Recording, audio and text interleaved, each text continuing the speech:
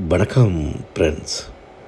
இன்னும் ஒரு அழகான வீடியோவோட உங்களின் நண்பன் விஜிதரன். நான் இப்போ எதை பற்றி உங்களோட ஷேர் பண்ண போகிறேன்னு சொன்னால், நான் ஸ்ரீலங்காவுக்கு ட்ராவல் பண்ணியிருந்தேன். நான் ஸ்ரீலங்காவிலேருந்து ரிட்டன் அமெரிக்காவுக்கு வரும்போது துபாய்க்கு போனான். அந்த துபாயில் நான் ஒரு 2 நாள் நின்றுனான். ஸோ அந்த 2 நாள் நான் என்ன அழகான இடங்களை பார்த்துனான்றதை நான் உங்களோட ஷேர் பண்ண போகிறேன். வடிவா வீடியோ பாருங்கள். ஸோ நான் இப்போ ஸ்ரீலங்காவில் இருந்து வலிக்கிறேன் துபாய்க்கு போகிறதுக்கு. என்னுடைய பிளேன் வலிக்கிட்டுது, டிபார்ச்சர் ஆக போகுது. இன்னும் ஒரு 5 மினிட்ஸில் என்னுடைய பிளேன் டிபார்ச்சர் ஆகிரும். துபாய்க்கு போகிறதுக்கு ரெடி. ஆவலோட போகிறேன். துபாய் எப்படி இருக்கும்? எல்லாருக்கும் துபாய்க்கு போகிறதுக்கு விருப்பம்.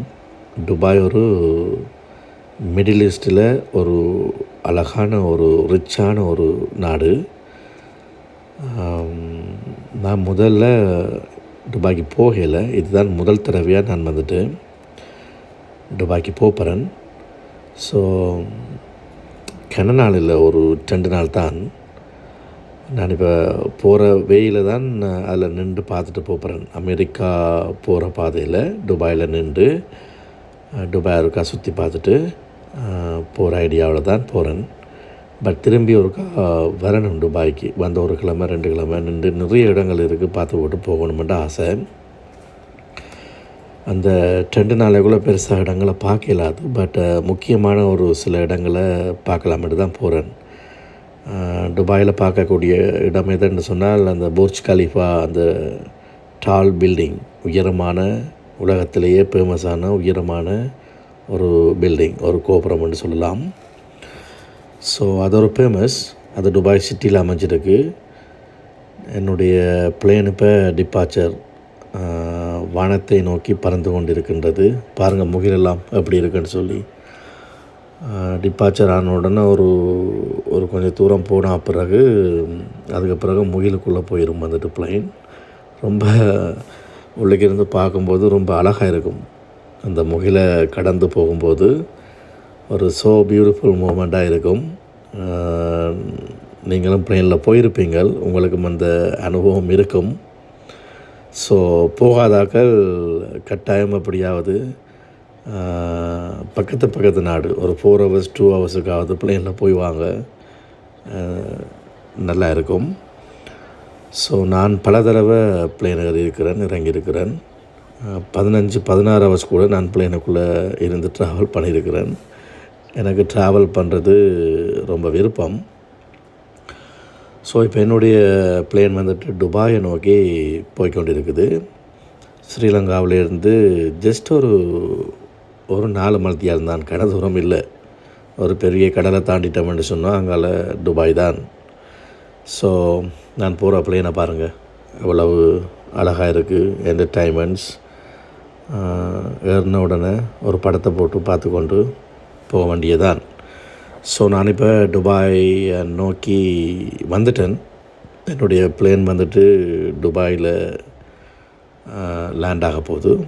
பாருங்கள், இறங்கும் போது பாருங்கள் அவுட் சைடு அப்படி வடிவாக இருக்குன்னு சொல்லி. பட் நிறைய பாலைவனங்களை பார்க்கலாம். Dubai, Qatar, Oman. இப்போ இறங்கும்போது அந்த இடங்களை பார்த்து கொண்டு இறங்கலாம். எல்லாம் பக்கத்து நாடு தான், சின்ன நாடு தான். ஸோ ரொம்ப அழகாக இருக்கும்.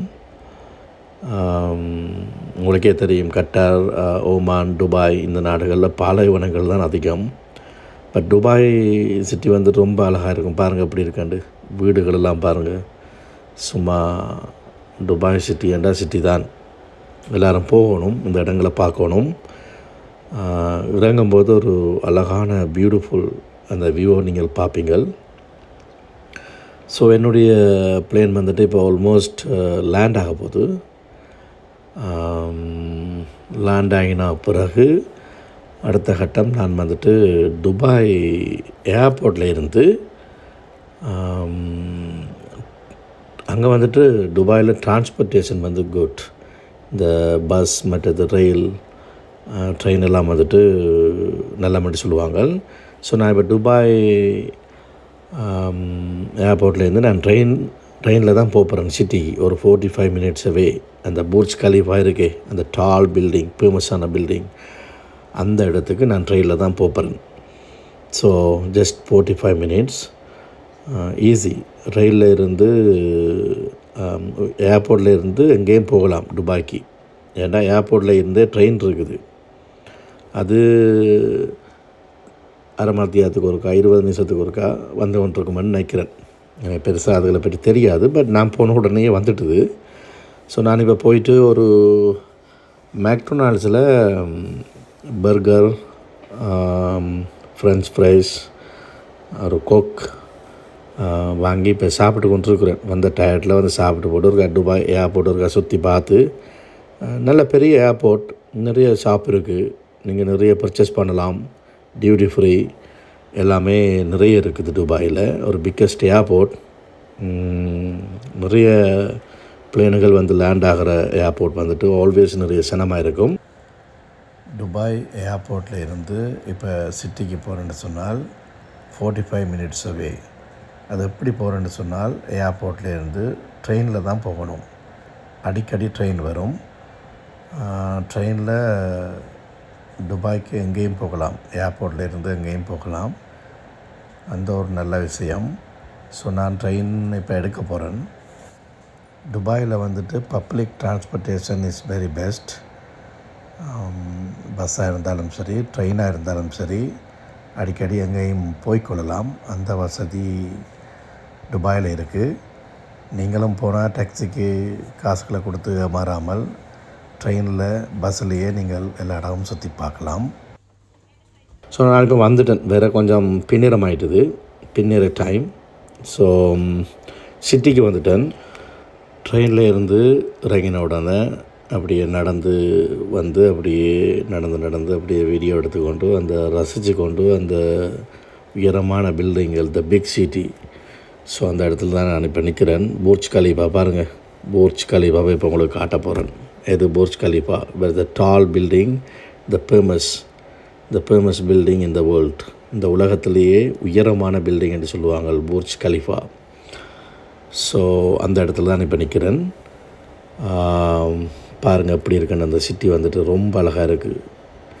அந்த சிட்டி வந்துட்டு அதுவும் நைட் டைமில் பார்க்கும்போது இன்னும் ஸ்பெஷல். பாருங்கள், அந்த உயரமான பில்டிங் தெரியுது பாருங்கள். ஸோ இதுதான் புர்ஜ் கலீஃபா. அந்த இடத்துல தான் நிற்கிறேன். அந்த இடத்துல அப்படியே நடந்து நல்ல வெதர், நல்ல ஹாட்டாக இருந்துச்சு. நம்ம ஸ்ரீலங்கா வெதர் மாதிரி நல்ல க்யூட்டான வெதர். இப்போ யூரோப் நாடுகள், இப்போ கனடா, அமெரிக்காவுக்கு வந்தால் தான் ஒரே குளிர்ச்சினோ அது இதுன்னு சொல்லி. பட் மிடில் ஈஸ்ட் கண்ட்ரிக்கு போனீங்கன்னு சொன்னால் அந்த பிரச்சனைகள் பெருசாக இல்லை. அங்கேயும் சினோ இருக்குது தான், பட் பெருசாக இல்லை. இந்த பாருங்கள் புர்ஜ் கலீஃபா அப்படி இருக்குன்ட்டு. அழகான சிட்டி. அந்த மூமெண்ட்டை வடிவாக என்ஜாய் பண்ணான். நிறைய அழகான பில்டிங், இந்த பிக் சிட்டி. நீங்களும் இந்த துபாய்க்கு போகணும். இந்த புர்ஜ் கலீஃபாவுக்கு பக்கத்தில் போய் வீடியோ ஃபோட்டோஸ் எடுக்கணும். ஸோ அந்த மூமெண்ட்டை நீங்களும் என்ஜாய் பண்ணணும். நான் பெற்ற இன்பம் நீங்களும் பெறணும். பாருங்கள் எப்படி இந்த பில்டிங் வந்துட்டு உண்மையிலேயே க்யூட்டாக இருந்துச்சு. வந்துட்டு ரொம்ப அழகாக இருந்துச்சு. இந்த பில்டிங் துபாய் டவுனில் தான் இருக்குது, சிட்டியில். ஸோ அப்படியே கொஞ்சம் தூரமாக நடந்து வீடியோக்கள், ஃபோட்டோஸுகளை எடுத்து வடிவாக அந்த இடங்களை ரசித்து என்ஜாய் பண்ணான். இந்த சிட்டிக்குள்ளே துபாய் சிட்டி சென்டர்னு சொல்லி ஒன்று இருக்கும். அது பெரிய கடல் மாதிரி. அங்கே துபாய்க்கு வந்தாங்க அந்த இடத்துக்கு போக மாட்டாங்க. அதுக்கு அப்படியும் ஷாப்பிங் பண்ணுறதுக்கு வருவாங்களாம் வந்துட்டு. ஸோ நானும் அதில் விசாரித்தேன், இதில் பார்க்கக்கூடிய இடம் என்ன இருக்குதுன்னு சொல்லி. அவங்க சொன்னாங்க துபாய் சிட்டி சென்டர். இந்த இடத்துக்கு போனால் நிறைய இடங்கள் உள்ளுக்கு பார்க்கலாம், நிறைய பர்ச்சேஸ், நிறைய ஷாப் எல்லாம் இருக்குது, உள்ளுக்கு ரெஸ்டாரண்ட்டுகள் எல்லாம் இருக்குது, சாப்பிடலாம் என்று சொன்னாங்க. அப்போ நான் இப்போ அந்த சிட்டியெல்லாம் நடந்து பார்த்து நான் வடிவாக இதை பாருங்கள் எப்படி இருக்குண்டு கோபுரம், அதாவது புர்ஜ் கலீஃபா. எங்களோட கொழும்பில் தாமரை கோபுரம், கனடாவில் டொரண்டோவில் CN டவர். ஸோ போகிற ஒரு நாட்டிலையும் அந்த டவர் இருக்குது. ஒரு உயரமான பில்டிங் என்று சொன்னால் அந்த இடத்துல அதான் ரொம்ப வடிவாக இருக்கும். அந்த இடத்துக்கு தான் நிறைய டூரிஸ்ட் வந்துட்டு விசிட் பண்ணுவாங்க இல்லையா? அதை மாதிரி அதுவும் நைட்டில் பார்க்கும்போது பாருங்கள் எப்படி இருக்குது அந்த வெளிச்சங்கள். ஸோ நான் அந்த சிட்டிக்கு போயிட்டு கொஞ்சம் இருண்டுட்டுது. ஸோ அதுக்கு பிறகு அந்த சிட்டி சென்டருக்கு ஒருக்கா போனேன். சரி ஒருக்கா போய் பார்ப்போமேன்னு சொல்லி. ஸோ உள்ளுக்கு பாருங்கள் எத்தனை மாடி என்று பாருங்கள், ஏறிக்கொண்டே இருக்கலாம். வந்துட்டு உள்ளுக்கு அவ்வளோ கடைகள். நான் நினைக்கிறேன் இந்த வேர்ல்டில் இருந்து அவ்வளோ பேரும் வந்தால் இந்த சிட்டி சென்டருக்கு போயிட்டு தான் போவாங்க அவ்வளோ இருக்குது. ரொம்ப க்யூட்டாக இருந்துச்சு. எங்கே போகிறது எங்கே வாரது, அது ஒரு கடல். இந்த துபாய் சிட்டி சென்டரை வந்துட்டு ஒரு கடல் என்று சொல்லலாம். எங்கே போகிறது எங்கே வாரதுன்ட்டு எங்களுக்கே தெரியாது. இடத்தை மாற விட்டுருவோம் வந்துட்டு.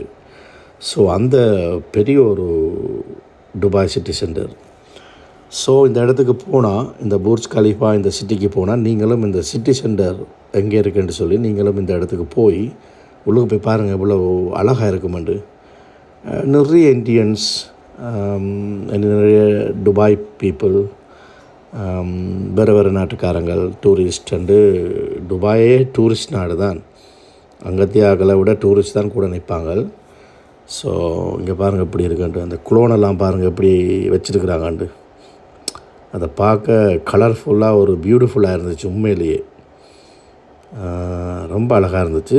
சிட்டி சென்டருக்கு போயாச்சு, வடிவாக பார்த்தாச்சு. சிட்டி சென்டர், மற்றது துபாய் சிட்டி, புர்ஜ் கலிஃபா, ரெட்டை கோபுரம் பில்டிங். ஸோ வடிவாக பார்த்தாச்சு. இன்னும் ஒரு நாளைக்கு துபாய்க்கு வரணும். வந்து ஒரு கிழமை நின்று வடிவாக பார்க்கணுமென்று ஆசை. ஸோ இப்போ பார்த்துட்டு நான் திருப்பி வெளிக்கிட்டேன். திருப்பி துபாயிலேருந்து எங்களோட கலிஃபோர்னியாவுக்கு நான் வெளிக்கிட்டேன். என்னுடைய பிளேன் வந்துட்டு இப்போ கலிஃபோர்னியாவை நோக்கி போய்கொண்டு இருக்குது. பாருங்கள் எப்படி இருக்குன்னு சொல்லி. அவுட் சைடு எப்படி இருக்குது, வடிவாக இருக்கா? பிளேனில் போகும்போது, பிளேன் இறங்கும்போது இப்படி தான் நிறைய இடங்கள் சூப்பராக இருக்கும், க்யூட்டாக இருக்கும். நீங்களும் எல்லோரும் பிளேனில் போகணும், கட்டாயம் ஒரு காலாவது போகணும். கொஞ்சம் பயமாக தான் இருக்கும். பிளேன் கொஞ்சம் ஆடும்போது கொஞ்சம் அப்படி நெஞ்செல்லாம் பதறி போய் பயமாக தான் இருக்கும். பட் அதுக்காக என்னங்க செய்கிறது, பிளேனில் போகாமல் இருக்க முடியுமா? போகத்தான் வேணும். ஸோ நீங்களும் பிளேனில் போங்க.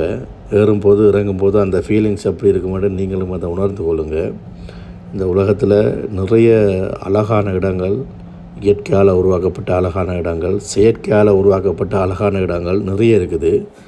ஸோ நாங்கள் தான் முடிஞ்ச வரை அந்த அழகான இடங்களை பார்க்கணும், ரசிக்கணும், என்ஜாய் பண்ணணும். நான் உண்மையிலேயே நிறைய நாடுகளுக்கு போயிருக்கிறேன். அந்த நாடுகளுக்கு போனால் அந்த நாட்டில் என்ன ஸ்பெஷலாக இருக்குது, என்ன அழகான இடம் இருக்குது என்று பார்த்து வடிவாக போய் அதை பார்த்து வடிவாக ரசித்து என்ஜாய் பண்ணி வீடியோ எடுத்து ஃபோட்டோ எடுத்து ரிமெம்பருக்காக எல்லாம் செய்து போட்டு தான் வாரேன் நான். பாருங்கள் எப்படி இருக்குன்னு சொல்லி. ரொம்ப க்யூட்டாக இருக்கும். வந்துட்டு சுற்றி வர தண்ணி, கடல், ஆறுகள். பிளேன் இறங்கும்போது அப்படியே சுற்றி பார்க்கலாம். அப்படியே நிறைய இடங்கள் அப்படியே தெரியும். க்யூட்டாக இருக்கும் வந்துட்டு. ஸோ நீங்களும் நல்லா பணம் சம்பாதிங்க, நிறைய நாடுகளுக்கு விசிட் பண்ணுங்கள். உலகத்தில் அழகான இடங்கள் நிறைய இருக்குது. எல்லா நாட்டுக்கும் முடிஞ்ச வரை போங்க. அதுக்கு நீங்கள் ஹார்ட் ஒர்க் பண்ணணும், பணம் சம்பாதிக்கணும். பணம் இல்லாமல் எங்கேயும் போக இயலாது.